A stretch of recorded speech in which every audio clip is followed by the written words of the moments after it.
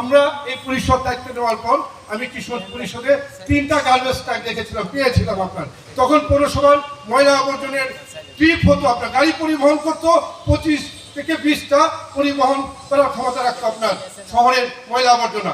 এখন এই পরিষদে 9টা গাড়ি, আমরা 45টা থেকে 50টা প্রতিদিন ময়লা আবর্জনা পরিবহন করা হয়। প্রায় 30 থেকে 40 টন ময়লা আবর্জনা আমরা পরিবহন করি। তারপরেও কিন্তু আমি বলবো আগের চেয়ে মানে অবস্থার উন্নতি হয়েছে।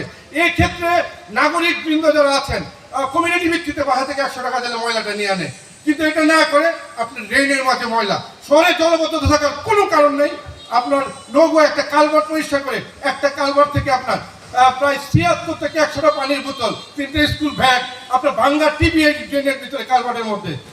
এগুলো তো মানুষ সচেতন না হলে পৌরসভার পক্ষে কোনোদিনই এই কাজগুলো করা সম্ভব না। সবাইকে সচেতন হতে হবে, সবাই দায়িত্ব নিয়ে কথা বলতে হবে আপনার।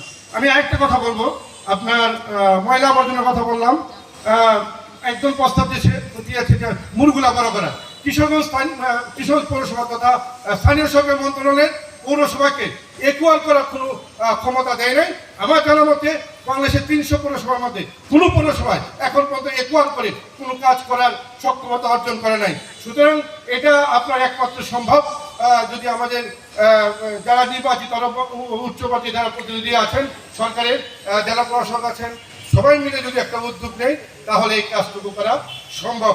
রাস্তাঘাট বড় করা, তবুও আমি নেক্সট যে প্রকল্প সেই প্রকল্পে দিয়েছি আপনার কালীবাড়ি মোড় থেকে আপনার একরামপুর স্টেশন পর্যন্ত রাস্তা বর্ধিতকরণের একটা প্রকল্প দিয়েছি। যেহেতু 111-এর সময় 3 ফিট করে ভাঙা হয়েছিল, কিন্তু পরবর্তী সময় কাজটা অসম্পূর্ণ ছিল।